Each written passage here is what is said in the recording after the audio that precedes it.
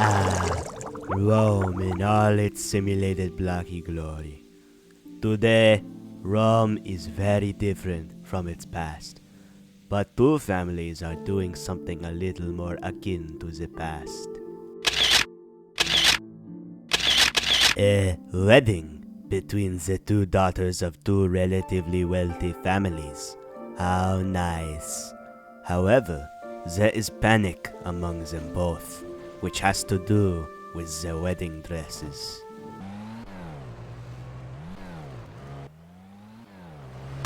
How inconvenient they both lost their dresses in shipping.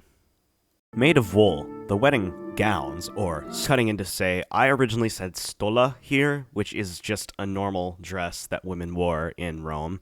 The actual name of the wedding dress was the tunica recta, which women wore, but who cares, I made a mistake, let's go on. Of the ancient Roman wedding, are dressed in white, with the exception of the veil, colored instead as flame, or even as some sources say, egg yolk colored, I guess. Anyway, one of the brides, Agathania, is attempting to look her best without her gown. Her mother's alongside her, aiding the process. She wants to look beautiful for her bride, as is basic human desire, as she rereads what she wrote down in her journal. Tomorrow is my wedding day, and I couldn't be happier. I can't wait to see Gertruda's tunica recta and the veil. The veil is bright red. Unfortunately, mine were lost in shipping, so I am unsure if it will even happen. After all this time, the shipping error. Well, apparently Gertruda's were also lost. I guess we will see the high priest kill the ram after all. We'll eat our bread and nuts will be thrown. We'll sing to the flutes and have a great day.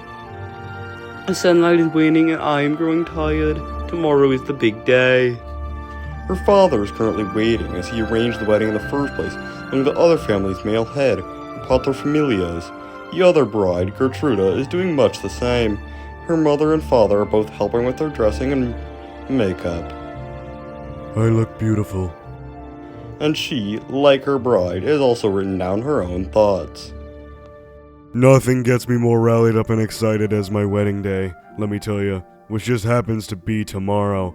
My Tunica recta. and veil were lost in shipping. My disappointment is immeasurable, and my day is ruined.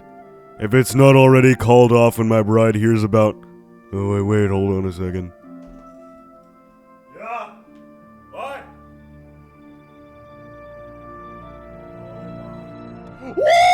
Never mind, by the complete coincidence blessed by every divine being that watches over Rome, it seems the wedding will happen because both of our wedding attire have been lost. I am incredibly thankful.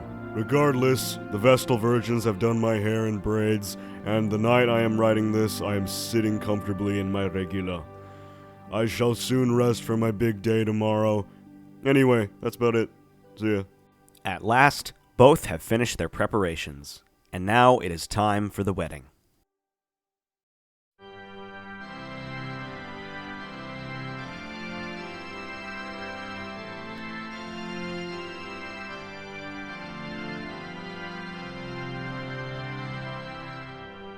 The families have both come together to celebrate the marriage between their darling daughters. They have also invited special guests to come and watch the wedding. These guests include the following: New Marshall, the famous poet, and his biggest fan. So how about my I new didn't worm? come here for you. Daedalus and his son Icarus. Don't forget King Minos. I'm so... And our most special guest, the poet Virgil himself. Now, let the real ceremony begin.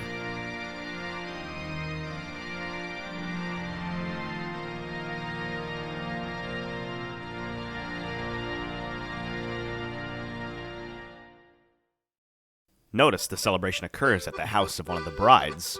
Normally it would be the groom's, but since there is none, the fathers have resolved whose house it would be the old-fashioned way. Money. I'll give you $20,000 for my daughter's wedding to be at our house. So, the wedding took place at Gertruda's house. The ceremony begins with, like many other religious ceremonies, the sacrificing of a lamb, which is far too bloody to show here, so here's our graphical representation.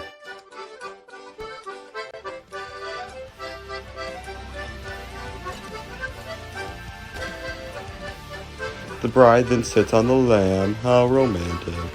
Anyways, the brides are to release their veils when they come face to face with their new spouse. He is a representation of what that looks like. GeForce Experience for pain?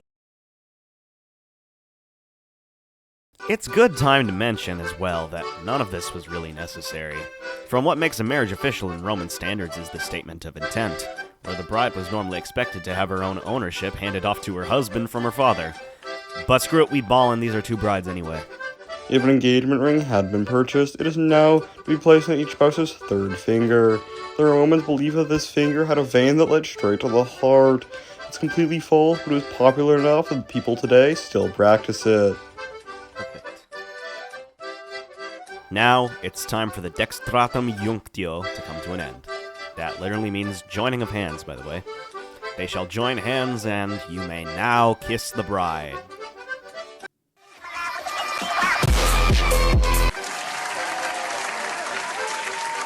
Now there will be a feast.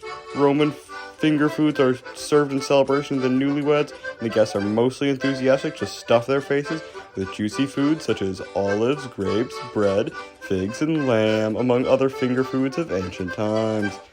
This concludes the main celebration of the wedding, and now it's time to send off the guests and hand out the thank yous.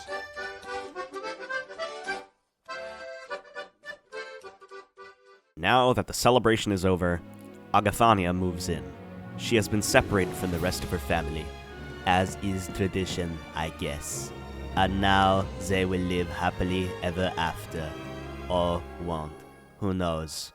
The Romans certainly didn't care. Thank you for your attention, and good night.